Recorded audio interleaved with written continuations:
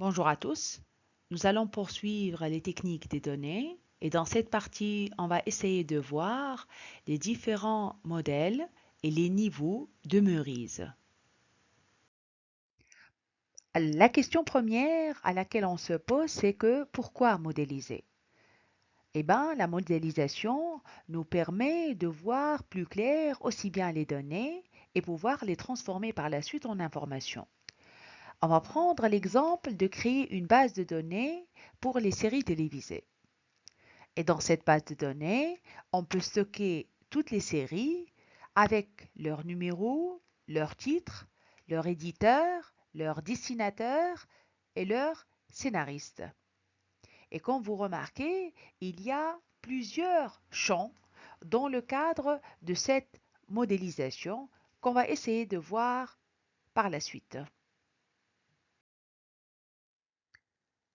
Dans le cadre de notre exemple de série télévisée, nous remarquons qu'il y a plusieurs données et que nous sommes devant un ensemble d'enregistrements dont chacun est composé par les mêmes champs de données. Par exemple, des champs d'enregistrement, on a Blueberry et c'est ce type d'enregistrement, il va englober un ensemble de champs de données comme le champ de titre, Tonnerre à l'ouest, l'éditeur d'Argo, le dessinateur c'est Géraud et le scénariste c'est Charlier. Et pour chaque champ d'enregistrement donc, il y a des champs de données. C'est ce qu'on appelle une table. Il faut savoir aussi que une base de données, c'est un ensemble de tables. Et, et chaque table peut être vue comme un tableau où il y a des lignes qui représentent les enregistrements ou ce qu'on appelle aussi les entrées et des colonnes qui représentent les champs ou ce qu'on appelle les attributs. Dans notre exemple, la table de série télévisée, elle comporte 29 enregistrements et chacun de ces enregistrements est composé de 7 champs ou ce qu'on appelle aussi des attributs comme série, éditeur, numéro, titre, dessinateur et scénariste. Il faut savoir que nous avons essayé de regrouper les données relatives aux séries télévisées et afin de faciliter l'exercice, nous avons stocké les informations relatives à chaque série, à savoir le nom, le numéro, le titre, l'éditeur, le dessinateur et le scénariste relatifs à chaque série. À première vue, c'est la solution. Et cette solution, elle est illustrée dans le cadre de l'image.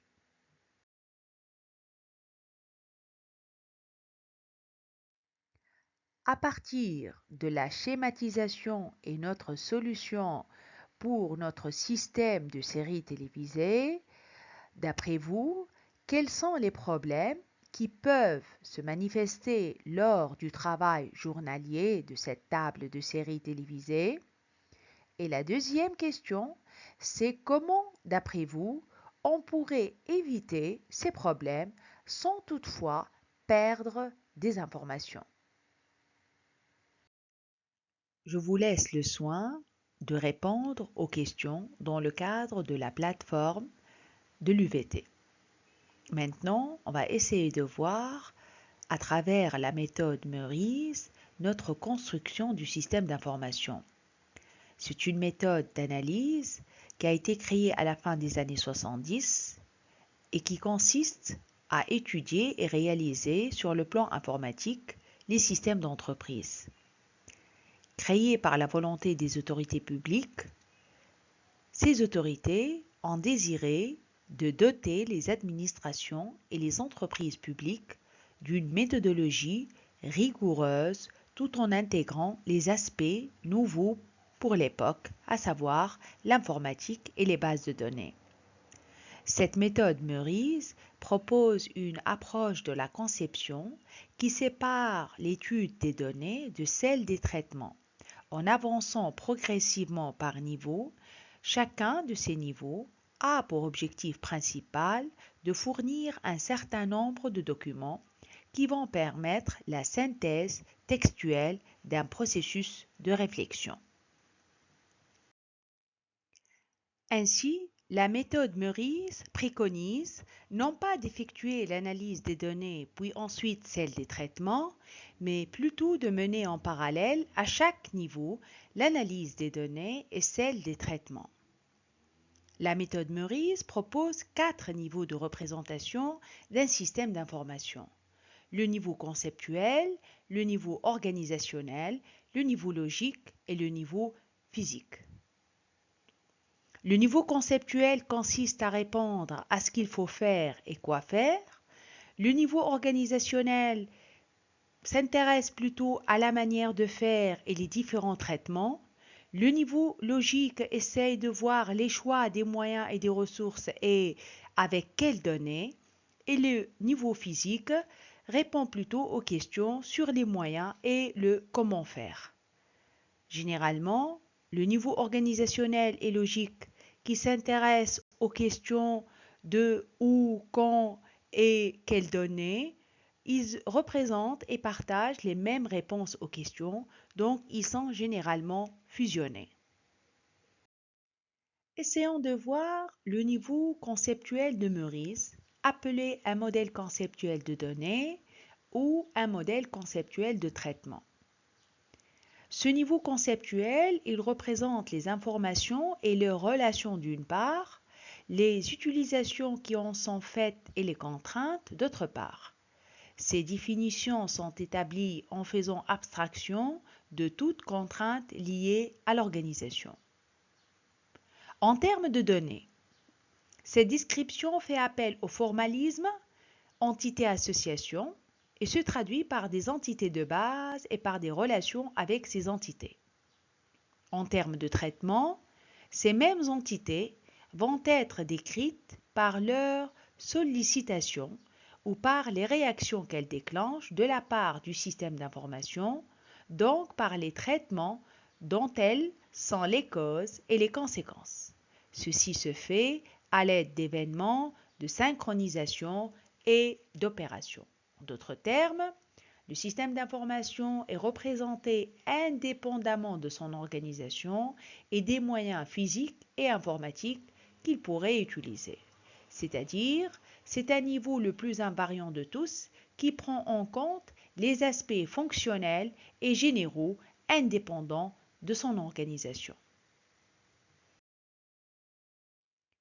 Il va donc sans dire que le niveau conceptuel des données fait référence à tous les objets du système d'information et à des relations entre ces objets. Il se base sur 3 concepts, les entités, les propriétés et les relations. Prenons 2 exemples, 2 niveaux conceptuels de Meurice. Le premier, il y a un client qui effectue une demande de service à la banque pour bénéficier d'un crédit. Cette dernière lui demande un devis. Donc il y a le système d'entité et d'association. Le deuxième, une cliente qui demande un service à la compagnie d'assurance pour assurer sa maison. Cette compagnie lui demande des devis sur sa maison. Alors qu'au niveau conceptuel est exprimée la réalité perçue par l'entreprise dans son ensemble, le niveau organisationnel exprime cette même réalité telle qu'elle est vécue par les acteurs, quels qu'ils soient. À ce niveau, aucune différence n'est faite entre les hommes et les machines. On intègre à l'analyse les critères liés à l'organisation. En termes de données, les entités et les relations suscitent la création de tableaux. La vue logique est nécessaire, orientée vers une classe de solutions. En termes de traitement, les événements décrits ne sont pas des événements temporels, mais des événements à dominante spatiale. En d'autres termes, ce niveau consiste à faire des choix organisationnels afin de déterminer exactement qui fera quoi, où, quand et comment les traitements seront réalisés. À ce niveau d'organisationnel et de logique, c'est un niveau qui est moins invariant que le conceptuel. Donc il y a des modifications possibles par des choix organisationnels, mais pas par des choix techniques. Essayons maintenant de voir deux exemples sur le niveau logique de données, ou plutôt le niveau logique de traitement, en parallèle avec celui organisationnel de données ou organisationnel de traitement. Le premier exemple cite un client qui effectue une demande de service à la banque de son choix via le téléphone afin de bénéficier d'un crédit. L'agent de service de la banque, il va essayer de voir si le client est fiable ou pas à travers la consultation d'un fichier central interbanque. Ensuite, il va prendre contact avec lui pour une visite à la banque après 24 heures afin d'examiner plus précisément les besoins et établir le devis. Le deuxième exemple cite une cliente qui demande un service à la compagnie d'assurance pour assurer sa maison. Elle l'a fait à travers le courrier. L'agent de service concerné, il va aussi consulter un fichier central inter-assurance pour voir si la cliente est fiable ou pas. Ensuite, il va prendre contact avec elle par téléphone pour fixer une visite à domicile afin d'examiner les besoins et établir un devis. Nous remarquons que ce niveau, indépendamment des informations et des relations, il a essayé d'exprimer la réalité telle qu'elle a été vécue par les acteurs. C'est la raison pour laquelle il se différencie du niveau conceptuel. Il faut voir aussi que le modèle logique de données, c'est tout simplement un formalisme des tables logiques qui est toujours basé sur un modèle conceptuel de données. Et que le modèle logique de données est essentiellement composé de tables logiques reliées entre elles par des flèches. Passons maintenant au niveau opérationnel ou physique de données. Il faut savoir que c'est une représentation des moyens qui vont effectivement être mis en œuvre pour gérer les données ou activer les traitements. Le niveau physique ou opérationnel apporte des solutions techniques. En ce qui concerne les données, il y a un passage d'une classe de solution à un produit de cette classe. Concrètement, cela se traduira par l'utilisation d'un système de gestion de base de données. On effectue des choix sur les méthodes de stockage et d'accès. En termes de traitement maintenant, le modèle opérationnel va décrire l'architecture des programmes qui vont activer les différentes tâches de l'ordinateur. En aucun cas, à ce niveau, il n'y a de programmation effective. En d'autres termes, c'est un choix technique qui va être réalisé et l'ensemble de ces choix vont permettre de déterminer totalement les moyens informatiques nécessaires à la réalisation du projet. Ce niveau est le moins invariant. Il correspond au niveau opérationnel. Il est le plus sujet à variation car il dépend beaucoup de la technologie. Prenons maintenant deux exemples sur le niveau physique de données. En ce qui concerne les banques, on a un fichier central des banques qui est accessible dans l'association professionnelle des banques. Les agences bancaires sont connectées au siège de la compagnie par une liaison ADSL.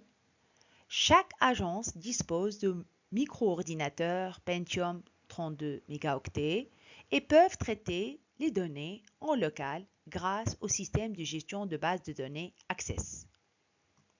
Au niveau des assurances, les informations des assurances sont abordables par Internet. Les agences des différentes assurances sont connectées par ADSL à la compagnie mère des assurances. Chaque agence possède des appareils et des ordinateurs performants et assure le traitement des données grâce à un système de gestion des bases de données Access. Comme on voit, les données et les traitements mettent en évidence le niveau physique basé sur la technologie.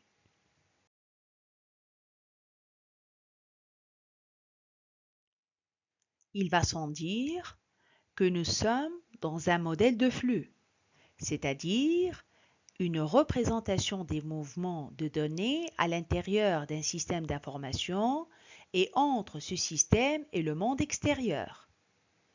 Ce système de flux va permettre de décomposer le système en sous-systèmes, de formaliser les flux d'informations entre ces sous-systèmes et de vérifier la cohérence des flux sur l'ensemble des niveaux de décomposition. L'utilisation des modèles conceptuels des flux va permettre donc de décrire la cartographie du système sans en étudier le comportement.